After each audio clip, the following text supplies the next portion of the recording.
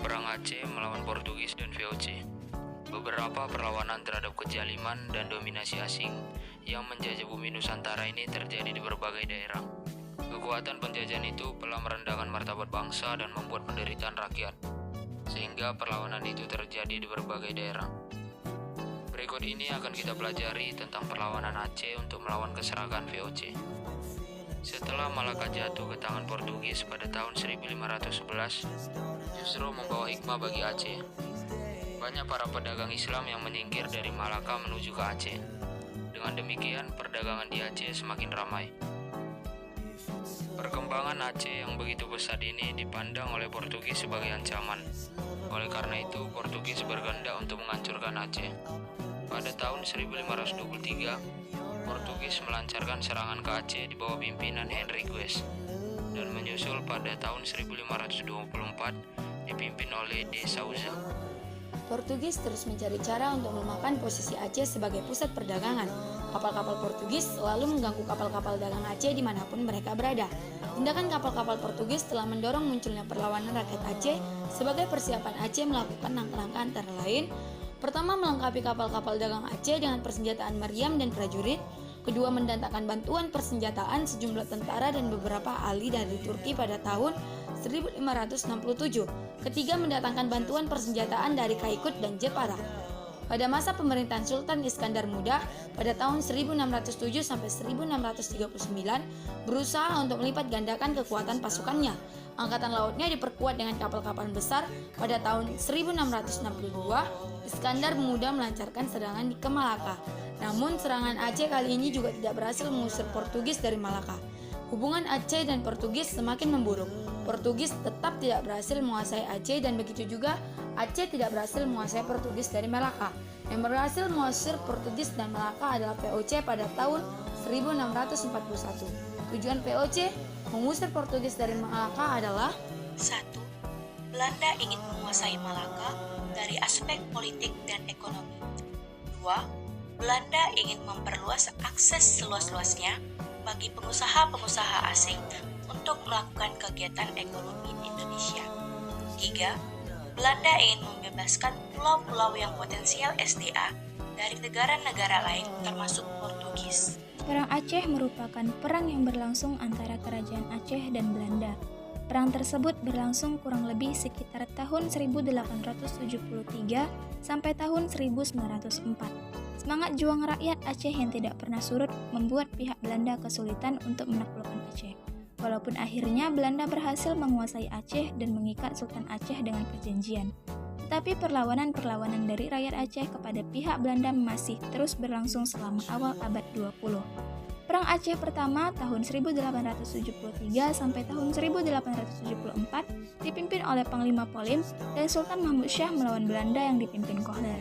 Kohler dengan 3.000 serdadunya dapat dipatahkan, di mana Kohler sendiri tewas pada tanggal 14 April tahun 1873. Perang Aceh kedua tahun 1874 sampai tahun 1880. Pasukan Belanda dipimpin oleh Jenderal Jan van Swieten. Belanda berhasil menduduki Keraton Sultan 26 Januari 1874 dan dijadikan sebagai pusat pertahanan Belanda. Pada 31 Januari 1874, Jenderal van Swieten mengumumkan bahwa seluruh Aceh jadi bagian dari kerajaan Belanda. Perang ketiga tahun 1881 sampai 1896. Perang dilanjutkan secara gerilya dan dikobarkan perang Fisabilillah, di mana sistem perang gerilya ini dilangsungkan sampai tahun 1903. Dalam perang ini, pasukan Aceh di bawah Tulku Umar bersama Panglima Polim dan Sultan. Pada tahun 1899, ketika terjadi serangan mendadak dari pihak Van der Dusen di Meulo Labo, Tuku Umar gugur. Tetapi Cut Nyadien, istri Tuku Umar, kemudian tampil menjadi komandan perang gerilya. Perang keempat pada tahun 1896 sampai 1910 adalah perang gerilya berkelompok yang perorangan dengan perlawanan, penyerbuan, penghadangan, dan pembunuhan tanpa komando dari pusat pemerintahan kesultanan. Perang Aceh merupakan perang berat dan paling lama yang dihadapi oleh pemerintah Hindia Belanda maupun pihak Aceh sendiri. Oleh karena itu, perang Aceh membawa dampak bagi Belanda maupun kerajaan Aceh.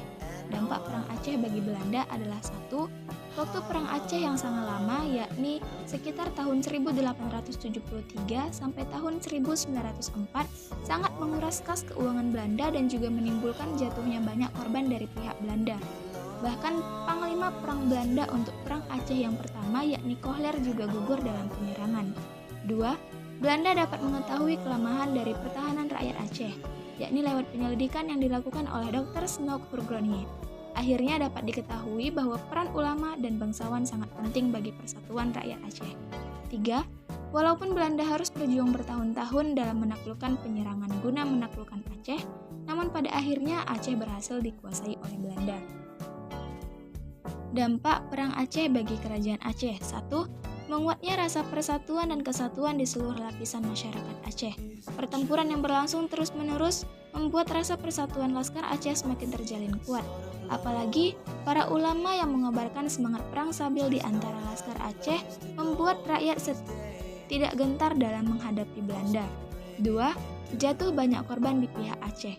Perang yang berlangsung selama kurang lebih dari 33 tahun membuat jatuh banyak korban dari pihak Aceh, juga gugurnya beberapa panglima perang Aceh. Hal tersebut juga didorong oleh semangat perang sabil yang berkobar di hati para pejuang Aceh. 3. Jatuhnya seluruh Aceh ke tangan pemerintah Hindia Belanda. Perang Aceh diakhiri dengan kemenangan di pihak Belanda. Setelah berhasil menguasai seluruh Aceh, Jenderal Hindia Belanda untuk Aceh, yakni Van Hoots, memaksa Sultan Aceh untuk menandatangani perjanjian yang berisi tentang pengakuan kedaulatan Hindia Belanda oleh Aceh, dan Sultan Aceh harus tunduk dengan perintah Belanda. Hal tersebut sudah menghilangkan hak Aceh untuk merdeka. Baik, sekian penjelasan tentang Perang Aceh versus Portugis dan VOC dari kelompok kami. Terima kasih.